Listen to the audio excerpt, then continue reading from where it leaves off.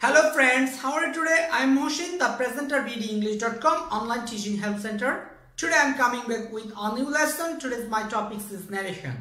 আজকে আমি narration নিয়ে আলোচনা করব কিভাবে ডাইরেক্ট থেকে ইনডিরেক্ট narrationে পরিবর্তন করা যায়। এখন হচ্ছে টেন্সের পরিবর্তন, রিপোর্টিং ভার্ব এবং রিপোর্টেড স্পিচ।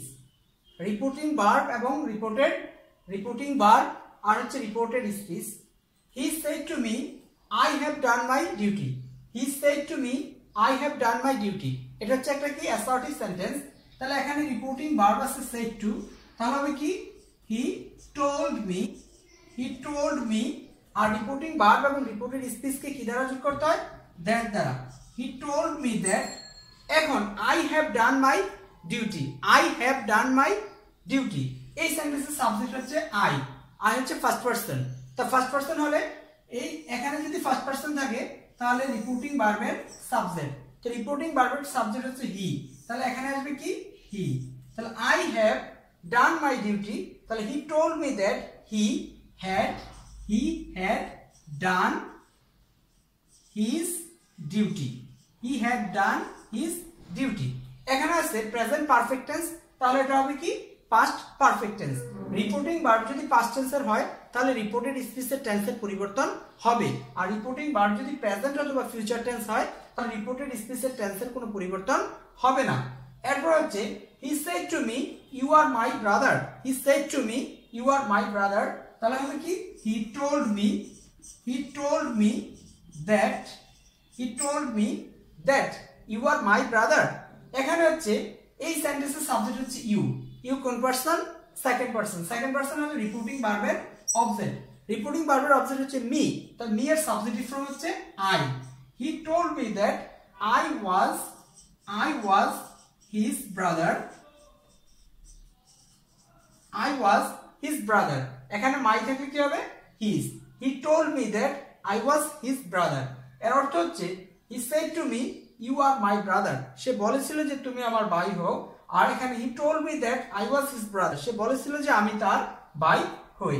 তো he said to me I said to you he was done his duty। I said to you, then I told you that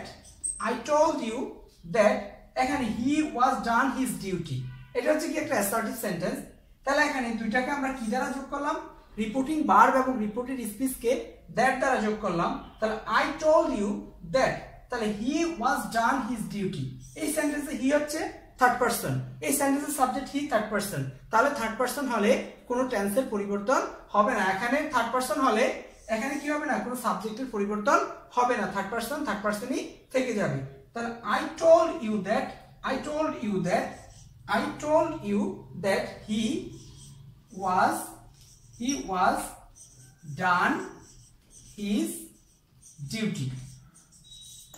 তাহলে এখন আমরা দেখলাম যে টেন্স এবং পার্সনের কিভাবে পরিবর্তন করতে হয়।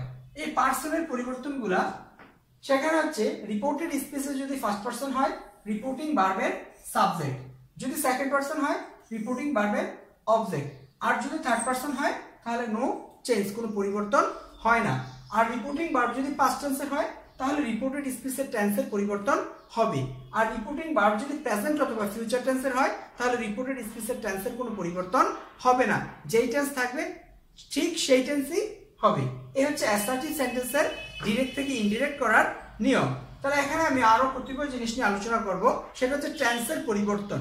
টেন্সের পরিবর্তন হচ্ছে যদি প্রেজেন্ট ইনডিফিনিট হয় তাহলে পাস্ট ইনডিফিনিট হবে, যদি প্রেজেন্ট কন্টিনিউয়াস হয় তাহলে পাস্ট কন্টিনিউয়াস হবে, প্রেজেন্ট পারফেক্ট হলে পাস্ট পারফেক্ট হবে, প্রেজেন্ট পারফেক্ট কন্টিনিউয়াস হলে পাস্ট পারফেক্ট কন্টিনিউয়াস, এবং পাস্ট ইনডিফিনিট হলে হবে পাস্ট পারফেক্ট, পাস্ট কন্টিনিউয়াস হলে হবে past perfect continuous. Past perfect এবং পাস্ট পারফেক্ট কন্টিনিউয়াস হলে কোনো পরিবর্তন হবে না। এই হচ্ছে পার্সন এবং টেন্সের পরিবর্তন। আর সমগ্র মিলিয়ে হচ্ছে কি অ্যাসার্টিভ সেন্টেন্সের ডিরেক্ট থেকে ইনডিরেক্ট